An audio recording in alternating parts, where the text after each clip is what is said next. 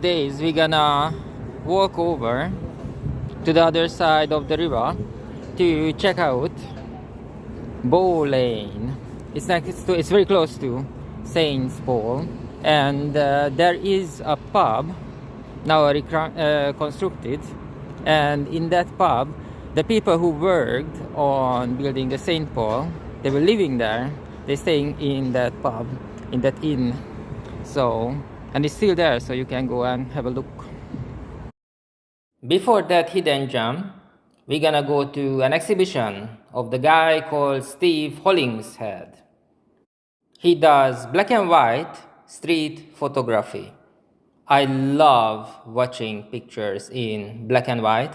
On the side, I sell comic books, and I always prefer black and white comic books to the colorful ones, you know.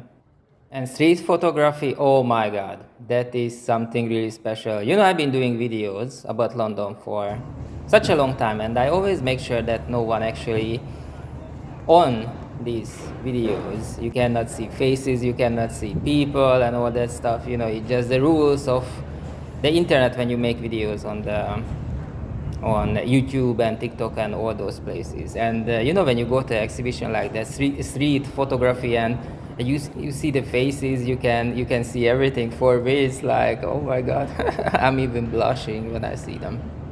Why do I like modern art? Why do I like photography? First of all, photography. That was my very first job when I was really, really young.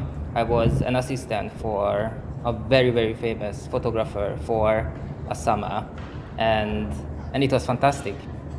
The last documentary I saw on Netflix before I cancelled my subscription was about Andy Warhol, and a gentleman was saying that he was recalling the moment when he was in a room with an Andy Warhol picture, and he was talking about it, that he did not know who the person was. He didn't know anything about the picture, but he knew that it is very, very important moment. And you know what, when I was in New York, I had exactly the same experience, and I said, oh my god, how is it possible that a picture that wouldn't pass a single exam in my school, in my high school, could evoke such an emotion? And from that moment on, I was really, really curious, really interested in modern art. Today we are on the way to see Steve Hollingshead art in Oxo. I'm not gonna show too much of his work because, as I said, if you make videos for YouTube or TikTok or something like that, you're not supposed to be showing faces. That's not yours. But I'm going to talk about this Steve Hollingshead because he's a very interesting person. So you go over his official website and you go to see the bio, and I'm gonna read up for you. Quote, I suppose you could blame / thank Steve Jobs for all this. Before 1993, a dark room was an essential element of most design studios. Almost overnight, thanks to the arrival of the Apple Macintosh, this room became redundant. Also, thanks to the Apple Mac, a number of my clients realized that they save a lot of money by doing the work themselves, so I became partially redundant as well. The upside was, with a lot more time at my disposal, I could indulge my increasing interest in street photography and utilize this now vacant space to start processing and printing my own black and white photographs.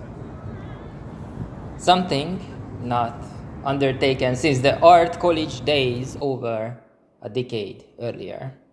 The first grand project idea came following a slideshow presentation of hundreds of local images as part of a totally London Bankside weekend event in autumn 2003. Why not go one step further with an attempt to celebrate London's unmatched cultural variety in a single display presented as a wall of images?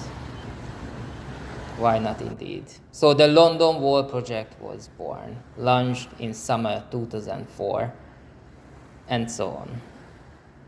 End quote. Isn't it a lovely text? I love it. I absolutely love it. But needs some explanation, especially if you're not familiar with London. So the project name is London Wall, which is, I think, it's absolutely fantastic because this black and white street photography pictures on the wall, and it looks like a mosaic, when you see it from afar. And what I absolutely love that London Wall is actually exists because London, being around for thousands of years, it's called during the Roman Empire time Londonium, and what's left of it, it's called London Wall. It's what was protecting the city, this wall, and you can see it in several places. There's even a street called London Wall. In the bio, it mentioned that he needed to reboot his life, reevaluate everything, and because of this, I really sympathize with the guy, because what happened is 2020. You know what happened?